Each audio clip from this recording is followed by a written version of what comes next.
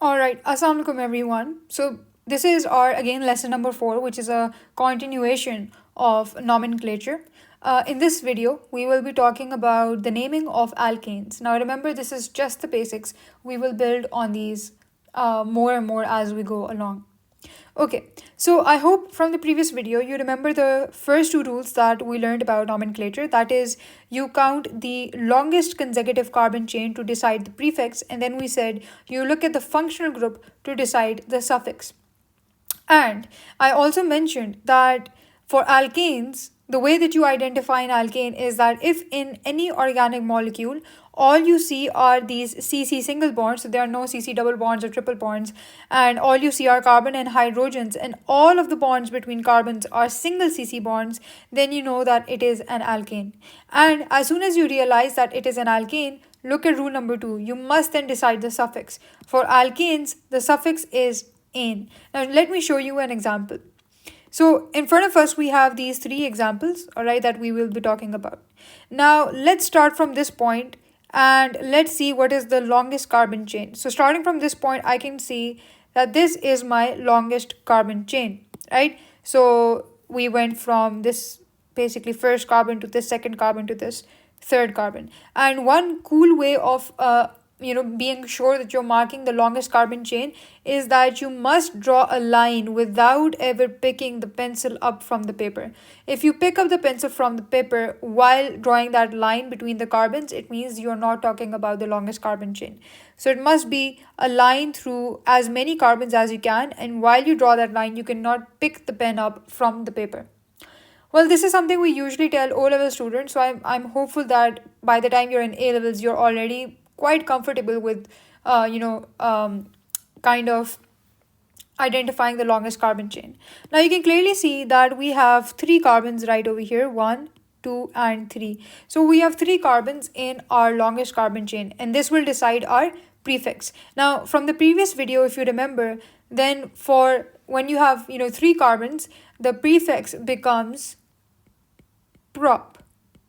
Now the suffix will come from our basically functional group, and because I can clearly see that all of these are CC single bonds and all I see are CH bonds and there's nothing else, I know this is an alkane, and so it will end with ane. And so the thing that we're looking at over here is propane. Now let's look at example number 2, which is slightly more complicated. So if you see over here, you can see we have 4 carbons in this molecule, all right? And because we have 4 carbons, you will basically look at the longest carbon chain. Now there are 2 ways you can do that.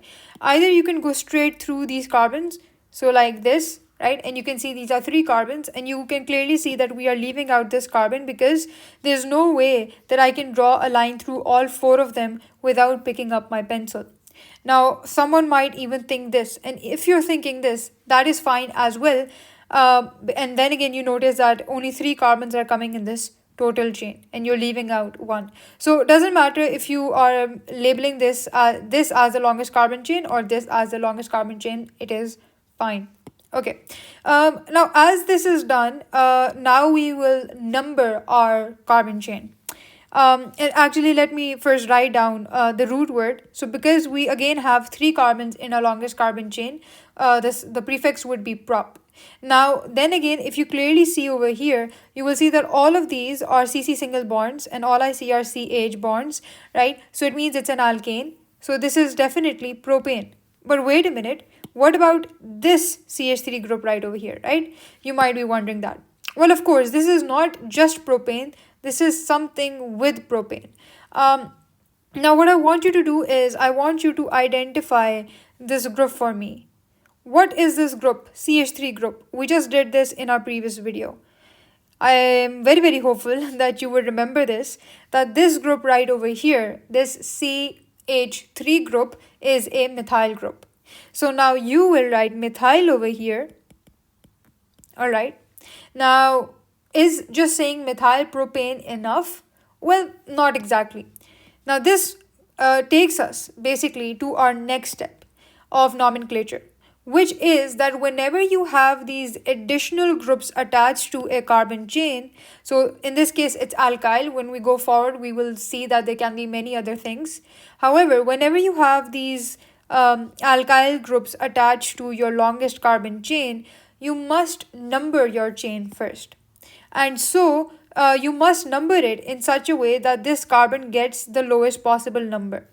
So I can either start from here and label this as 1, 2, 3, all right, this longest carbon chain, remember, or I can start from here and write this down as 1, 2, 3. In either case, I can clearly see that my carbon, this carbon, is getting the same number, which is 2. So we just write this down as 2-methyl propane.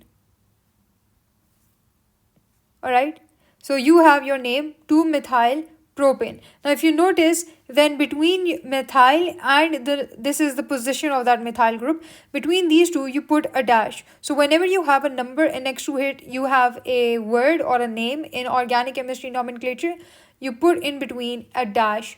I hope that's clear. So what you have as a whole over here is 2-methyl propane. So let's move on. Let's look at the third example. Now, in this third example, some people would be like, okay, this is 1, 2, 3 or 4 carbon in our longest chain, and therefore this is going to be butane. And as this is butane, I also identify that right about over here, I have a methyl group, right? And if I number these, I get 1, 2, 3, 4. And you're like, oh, well, this is going to be 1-methyl butane. If you thought this, then let me tell you, you thought quite wrong and very inaccurate. Now let me explain why is that the case. Because whenever the examiner draws the methyl group or ethyl group or whatever alkyl group in this way, many students get tricked. If you really think about it, this is your longest carbon chain, not this.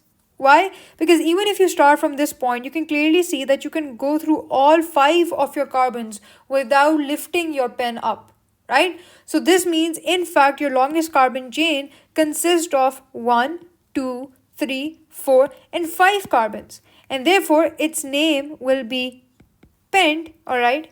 And because, it's pent and then all of these bonds are CC single bonds and all I see are carbon and hydrogens, this is going to be pentane.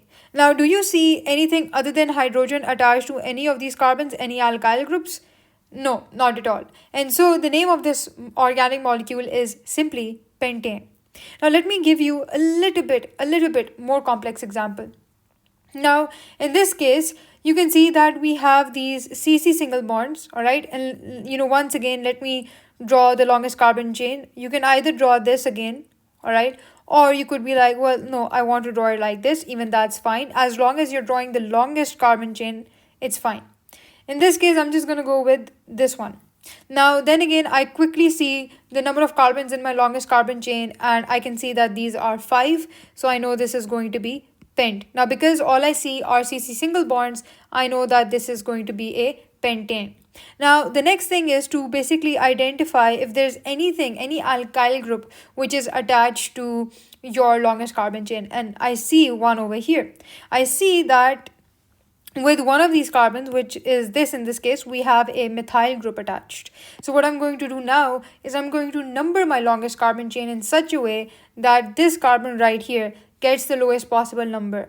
Now, there could be 2 ways of doing this. Either you go 1, 2, 3, 4, 5. In this case, you can see that this carbon is getting number 4, which is quite a lot. So is there any other way to number this chain? Well, yes. How about we start from this carbon? So then it's going to be 1, 2, 3, 4, and 5. Now you can see that in this case, if I'm numbering it in this way, this carbon gets number 2. So this means it's better than the previous one or the previous numbering that we were doing, because in that case, this carbon was getting 4. So now that I'm done with numbering my carbon chain in such a way that the carbon with which you have a alkyl group attached is getting the lowest preference, or you can say it's sorry, not lowest preference, it is getting the lowest number, I can proceed and I can write this down as 2, which is the position of our alkyl group. And what alkyl group it is methyl, and so the name is 2-methyl pentane. So I hope this video made sense. If it did, then give it a big thumbs up and subscribe to the channel, hit the bell icon, and I will see you next time.